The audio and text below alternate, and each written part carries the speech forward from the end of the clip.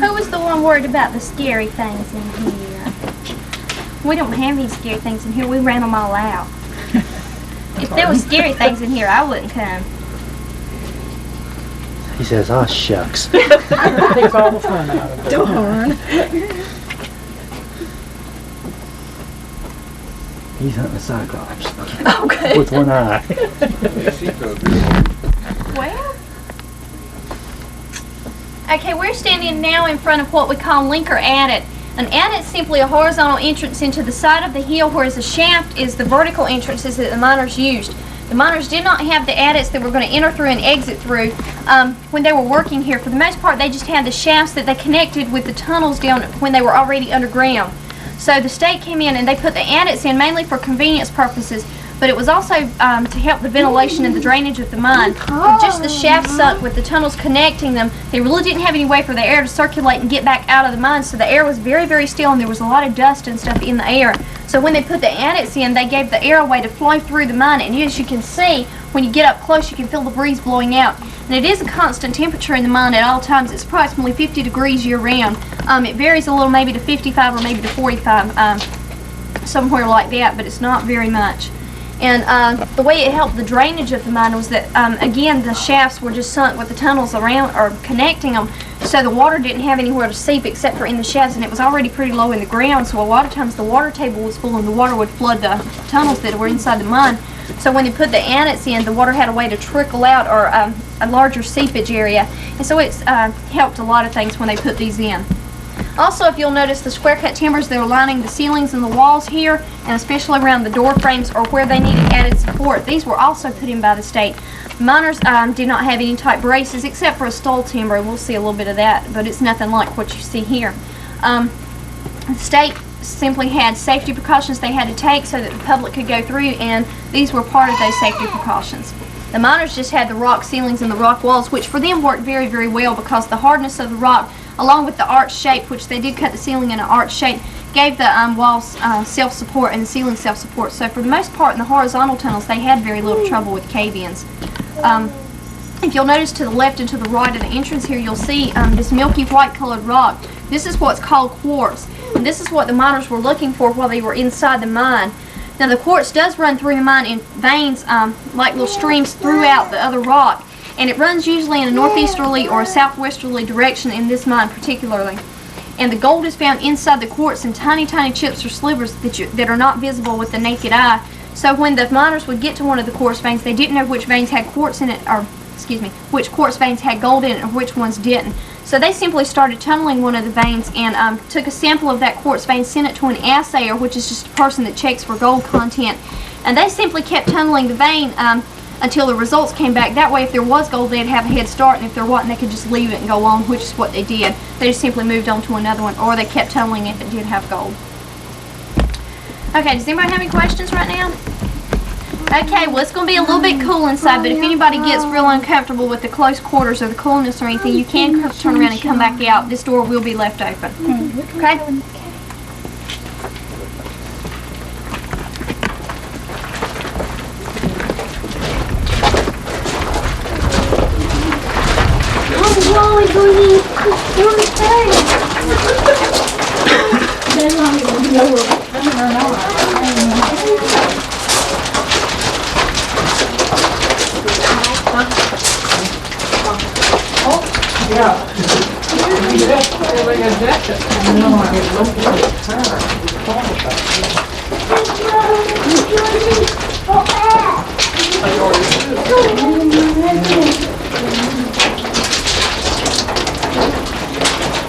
Are you looking for a space monster?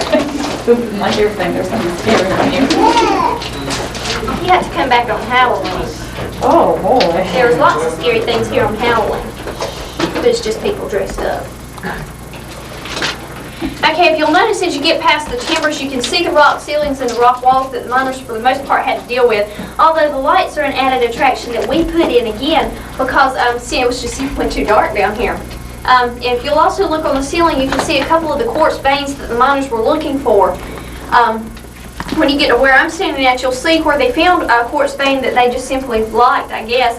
And they started digging this quartz vein out, but the vein that they dug here they found not very productive, so they simply moved on to another vein. And you can see they didn't dig really far back.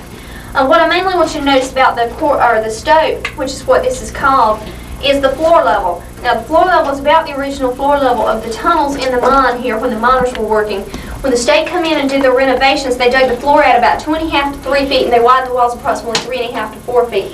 So the tunnels, for the most part, were about 2 feet wide and about 3 to 4 feet tall. So the miners mostly had to work either on their hands and knees or stooped over, or very far stooped over. And for that reason, they couldn't carry buckets, or they couldn't push wheelbarrows because they were simply bent over. And the tunnels were too small to get the ore carts that you see on movies and on television and things like that in here. So what they did was they made these little wooden wheelbarrows that you see containing quartz up here by hand, and they were very lightweight because they were made of wood, and they were also made very low to the ground and with one wheel, and that way the miners could push them while they were crawling on their hands and knees or either very stooped over. And this was the main means of transportation for the quartz from the tunnels to the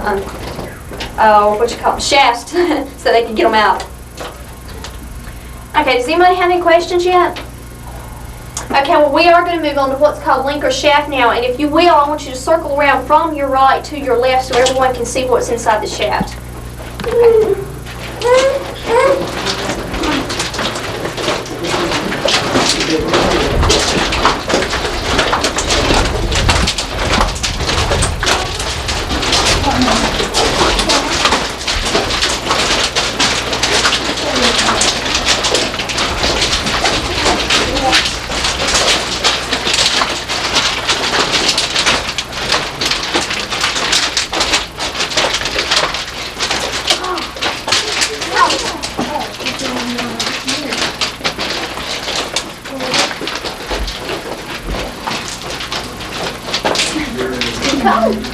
I'm not getting good.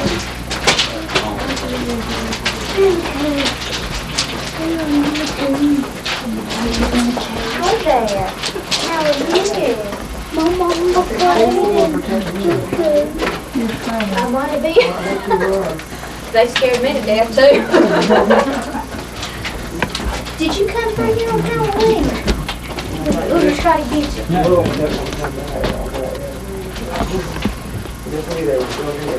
That they would take them and they wouldn't tell the tour guides where all this stuff was hiding at, and so we just sort of got surprised before the first couple times too.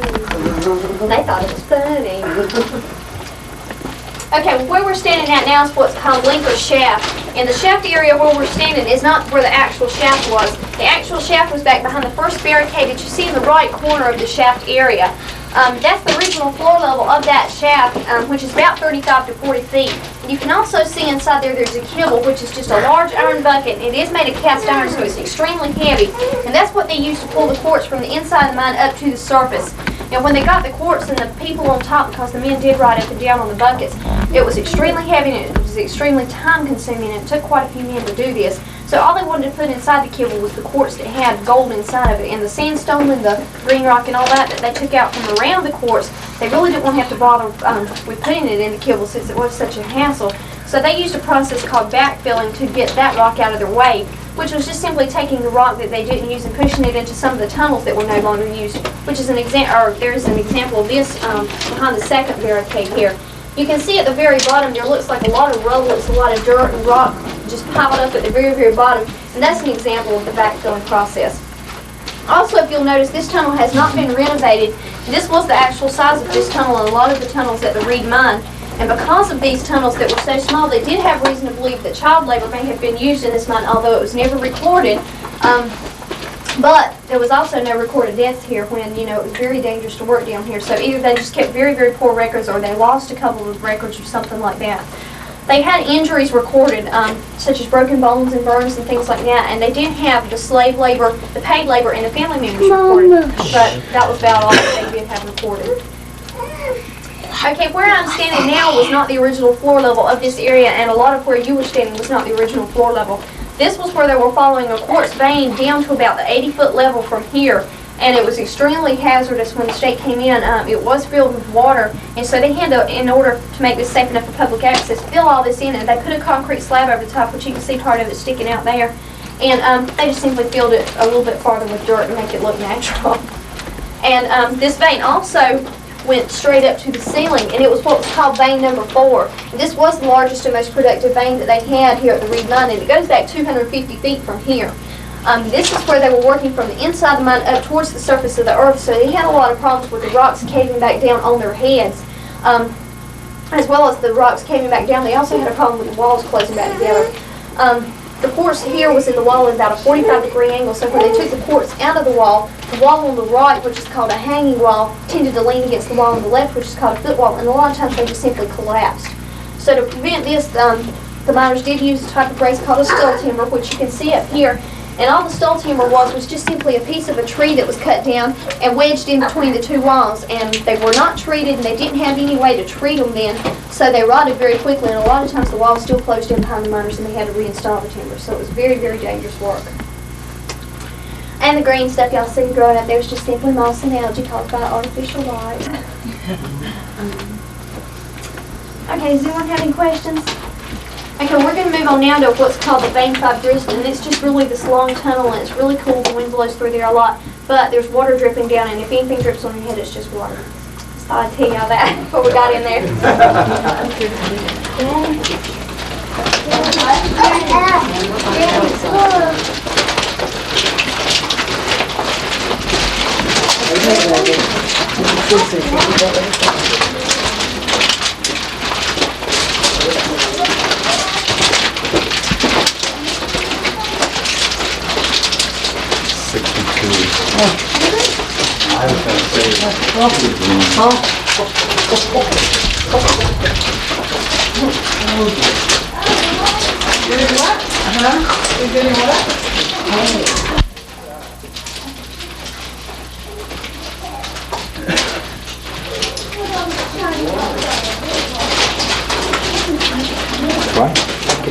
It does, yeah. You've been eating crackers. Look at that wall. Okay, we're going to wait just a second for all the other people that didn't get to see to come back up here. Okay? Is that all right with y'all? Oh, water's coming down.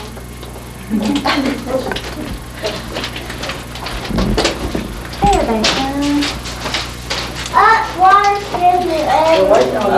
There are some old festivals out there. Oh yeah, there's a lot of ghost stories. There's one in particular about a miner that got his wife committed adultery, and he threw her down a shaft, and her ghost floats around here and haunts the mine, but I've yet to see it. Y'all think we might see it? I don't think so.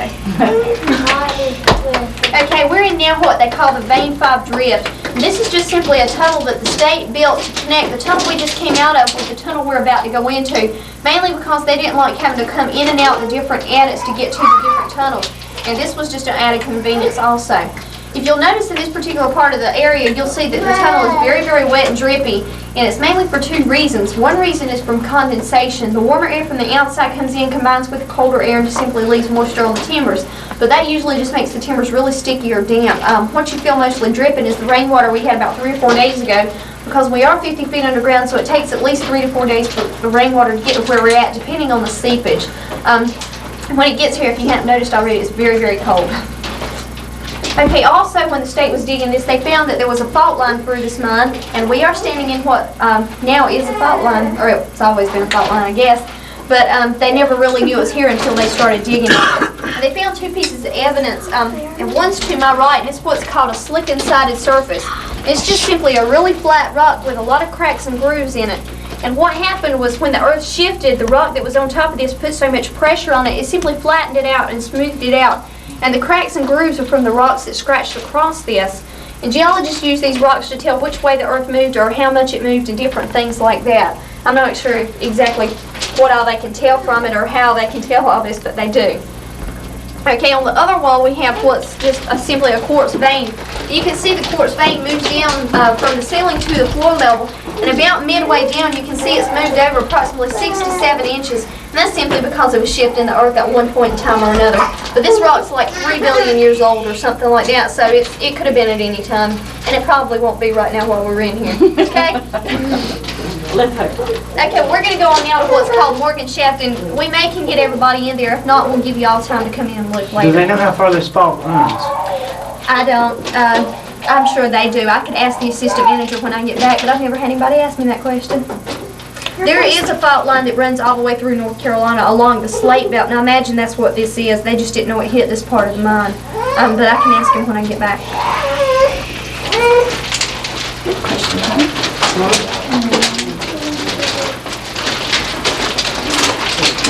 Brother, California might not be the only one that falls under the ocean.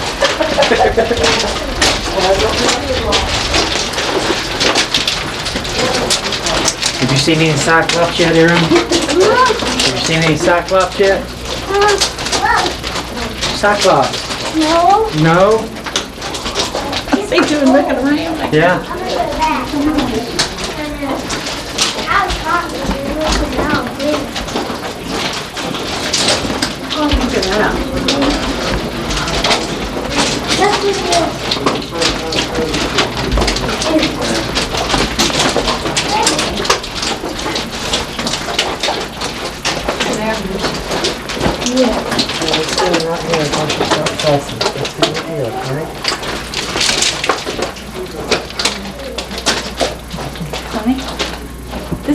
Where's Chair? Where are you, Chair? She's behind you. That's the chef. This is the chef, isn't it? Okay, what we're at now is what's called Morgan Shaft. This is what, this is the actual shaft, one of the shafts that was used here at the Reed Mine. Now, when the miners sunk this shaft, they were looking for a quartz vein, or they were following a quartz vein that led down to about the floor level here. When it got to the floor level, it took a 90-degree turn and went back the way we just came in. The miners at this time were just simply very lucky because they didn't know the depth of the water table. Since this was one of the earlier shafts they sunk, they hadn't experimented with the water table a lot. And it is about 5 feet under where we're standing now, so they were just simply very lucky they didn't hit it here. They did, however, a little later hit the water table, as in with Linker's shaft, they hit the water table also. But the deepest shaft we have on display is called Engine Shaft, and they hit the water table and it flooded the whole mine with that one. And we'll see that in just a few minutes. But when the state came in, this shaft had sealed off, or dirt had closed in on the shaft, and it was very, very loose dirt. So all they had to do to make this safe enough was simply dig the dirt out and secure timbers around the sides to make sure no small rocks or dirt caved in on top of the people while they were here. And they also built an emergency exit, which you see crisscrossing up to the top. And it was very similar to the emergency exits that the miners had when they were working in the mine. And the platforms were put at 10-foot intervals, so if someone happened to slip and fall, they wouldn't fall the entire length of the shaft, they'd just simply fall to the platform, they probably wouldn't get hurt. Okay, well what we have behind the wooden bars at the back of the shaft is what's called an ore cart.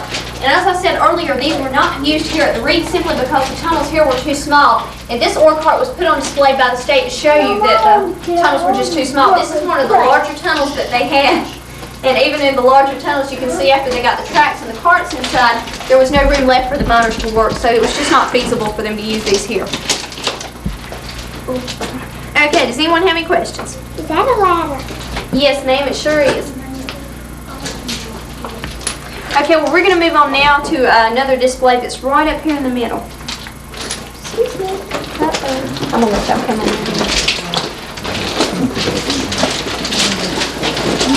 I want to come over with me.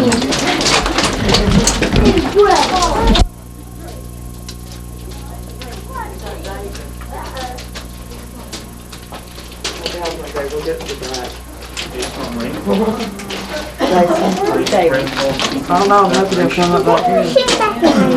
Yeah, what do you think it looks like? Yeah, depending on the bedrock. You don't have these. Look like machine gun to you. What do you think it is? What? That machine gun. Do you know? No.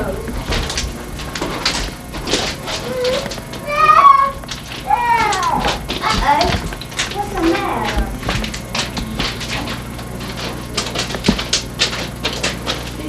What you doing, Daddy? Yeah. Taking a picture of that post.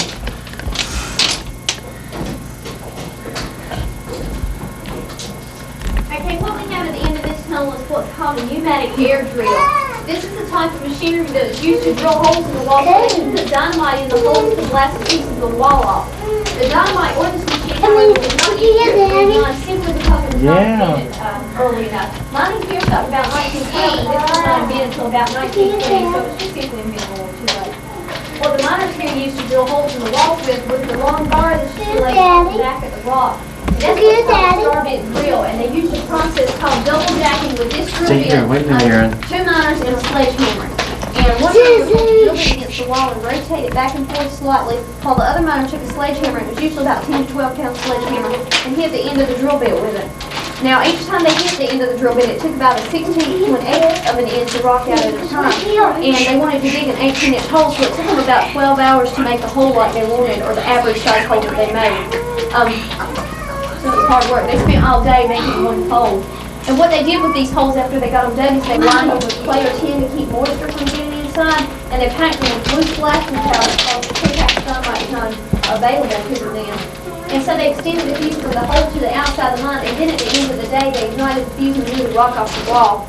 They waited till the end of the day, mainly so no one would get caught in the explosions, and also so the dust in the rock could settle and they wouldn't have to breathe it while they were picking it up the next day. The only light source they had in this mine was candlelight, so this double jacking process was very, very dangerous. One reason was because the candlelight gave off such a dim light that a lot of times the miner with the sledgehammer didn't see the drill bit and missed and hit the other mine. And that's where a lot of the recorded broken bones came from. A lot of the burns came from just simply getting the candles too close to the open gunpowder. And so they did have a lot of recorded burns and injuries like that, but as I said earlier, they didn't record any deaths if there was any, which I'm sure there was. Aaron, wait, please. Okay, well, we're going to move on now to what's called engine shaft, and that's right at this next set of bars here.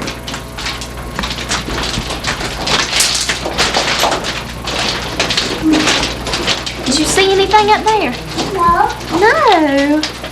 it's just a cave. Yeah, it's just a cave. You think any dragons live back there in that cave? I wonder if they do. No. You want to go up there and see? We'll go up there in just a second and we'll look, okay? We'll even shine the flashlight back there, okay? What was in this cave? You want me to tell you? Okay. At the back of this cave, we have what's called engine shaft. An engine shaft is the deepest shaft we have on display here at the Reed Mine. You can see back at the end, or where the wall stops at the end, and moved over about 10 feet to your left is where the actual shaft is. And it does go down 150 feet, and it's about 85 feet full of water, so if you'd look down into it, it'd just look like a well that you were looking into. What's in that hole? Water! Where's the water? Where's the water? Huh? Where's the water? We can't see the water from here. It's just too far away, and we can't go back there because it's dangerous, okay? What's in there? Water. Water. What's in the water? Rocks. And what else? Sea monsters, come on. Okay, but That's satisfying. when they were digging this shaft, they did get the water I table. don't They think did rock. the mine with it, or almost all the tunnels in the mine with this, because it was such a deep shaft. It hit way down in the water table. And so they had to bring in steam engines and steam pumps to pump the water out of the mine so they could get to the gold. And since this process right at the water table, it also right at the neighbor's well, and it took it hard for about 3 hours. What goes in there? We are in a minute. Process being long. So it's sort of like a hurry up process, and they got what they could out, and they left whatever was there in the bottom. So there's still gold left in the bottom, but the state did a core sample in this part of the mine, and they took about 25 tons of rock out. But they only found there was only 60 cents worth of gold per ton of rock. So it was How do I get out all found? they would get out would not cover it. Sissy, how we got found? Aaron, shh. Okay, where we're standing now at the end of the vein 4 that I was telling you about earlier, and vein 4 does go all the way back to Linker Shaft that way. It goes up the steps and back behind the wooden barricade at the top of the steps, only about 50 to 70 feet. So it was a very, very long vein, and it was very large. And right here where we're standing is what's called the gallery. And this is like an open room in a mine. If you would look down from the top, it would look like a shaft because it went from the floor level here all the way to the surface of the earth. But the only thing that was different between this and a shaft was they were working from the inside up to the surface. Come up here. And so it was not like a straight hole, it was sort of an angled hole here. But this was at one time considered the most dangerous part of the mine because they were working upward. They loosened or they took the rock out from under the surface, and the surface became weak and just simply fell in on them a lot of times. And since it was considered the most dangerous part, the state had to take so many precautions when they came in that it's now considered the safest part of the mine. Okay, this was the last stop we had on the underground tour. We've got about 50 feet of steps to climb up from here, and they get a little steeper than the ones you see, and they might go a little slick, so you need to just take your time and go really slow. Okay? Let's go. Let's go that way.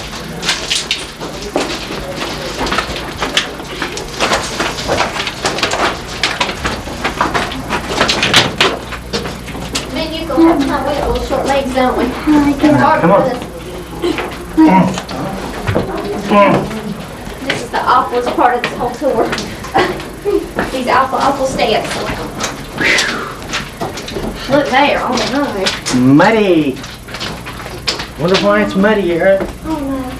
Oh no. Oh no.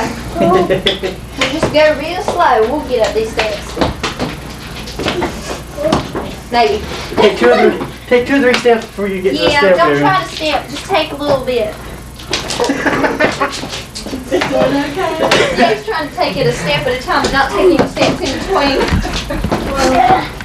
My legs don't reach that far. No, he's not. But he did it. Yeah, he did, didn't he? Whoa, you're tired now, ain't you? Oh, my legs. Turn that ball. Well, mine too. More steps? Yeah, more steps.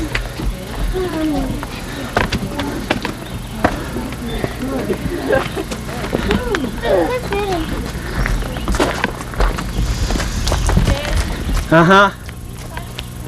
What glasses? Yeah.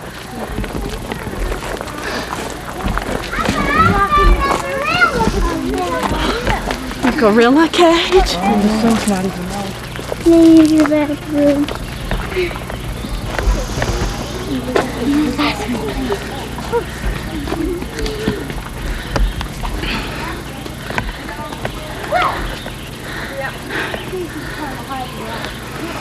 Come on!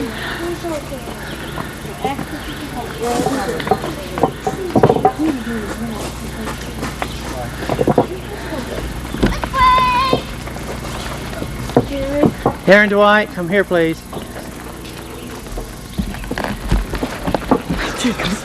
Okay, if you'd like, you can stay and look around up here. We do have a nature trail you can walk on that goes by the chili mills and the stamp mill, which you go to the Blue Gravel Road and take a left to go on that. And it takes you down by the creek and on the 1896 trail, which is just simply where the old stamp mill was, where the reconstructed stamp mill is, and different things like that. If you'd like to get back to the visitor center to pan or to watch the movie, or I think you've all watched the movie, or to look around the museum, you need to take the Blue Gravel Road to the right. The Yellow Brick Road. Thank you all for coming. And this is where my tour stops, but if you would, you can look around. And all the trails have little signs on the trees and a worn out path so you can tell where you're going. Thank you. You're welcome.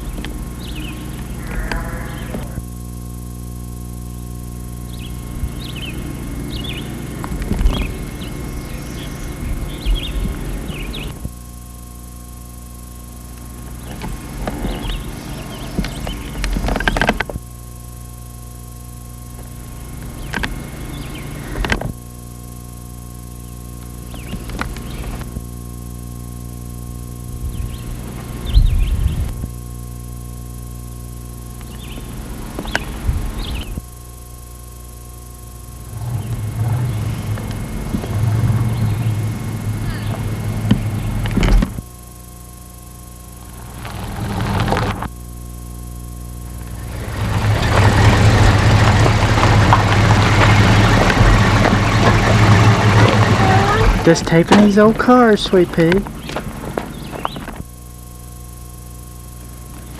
Tornado, aren't you? Yeah. Lord of America. That way. You don't put your hands on it. They worked hard to get it that way. Because you're digging in the ground. He's digging for gold. That young Huh? Papa was a rock cooner. And I think it runs in the blood. These youngins can't get around rocks what they're gonna do to. Are you getting these pictures? Yeah. I drove mine down to Myrtle Beach down that hot rod car show. I believe it was Easter. Show us the butterfly. Boy, I never. Well, that's not original. Is that blue?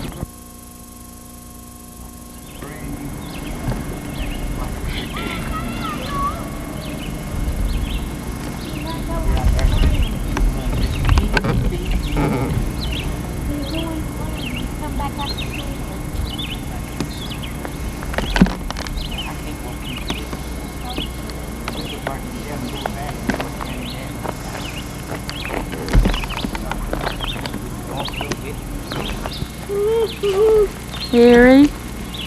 Erie.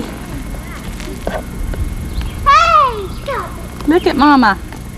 Don't you push. See, Erie.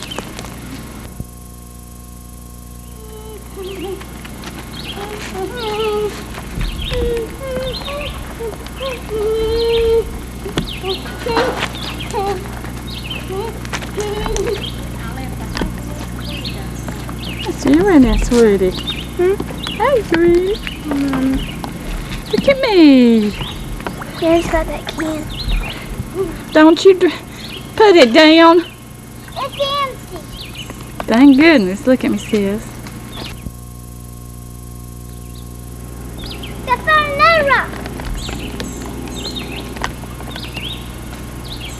There.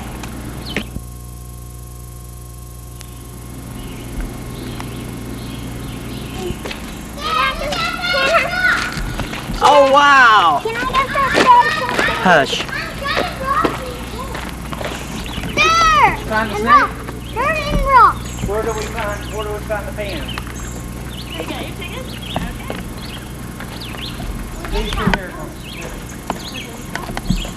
Another rock.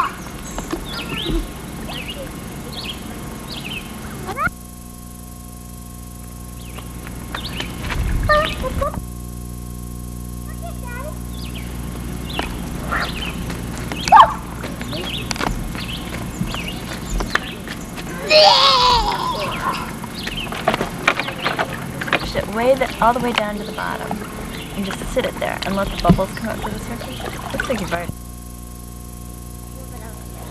Down, forgot. You don't want me to do it? Your hands are muddy here. When did you do it, sis? He's decided he's had enough. I know. He just let it play in the water. Another rock. Lots of rocks. Another rock. Rocks will come to the surface and you can pour the mud off like that. Another rock. And then after a while, after you've been doing that for a couple minutes, you'll have a layer of tiny rocks Another rock. until you're good. Erie. I found more rocks. Some more rocks. I found something. Found more rocks. Wow. Found 2 more rocks. Sis. Found more rocks. Am I splashing in? No, I'm trying to dodge the flies or whatever. Oh yeah, there's got a lot of them on here. They like the water.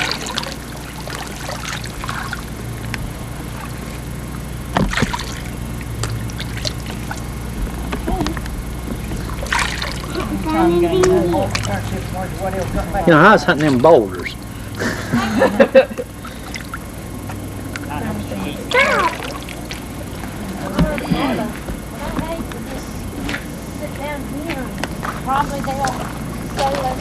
Aaron, what you doing, son?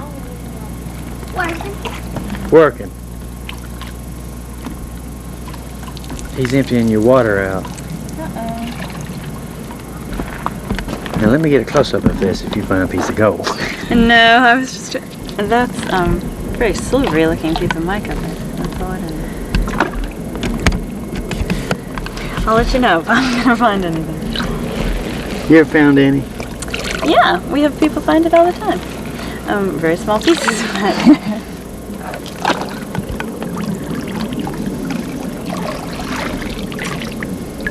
Sissy's getting with it down there. I said, Sissy's getting with it down there. Tell people you'll help them on a commission basis. So you have what to find. You just put it back. Alright. Okay.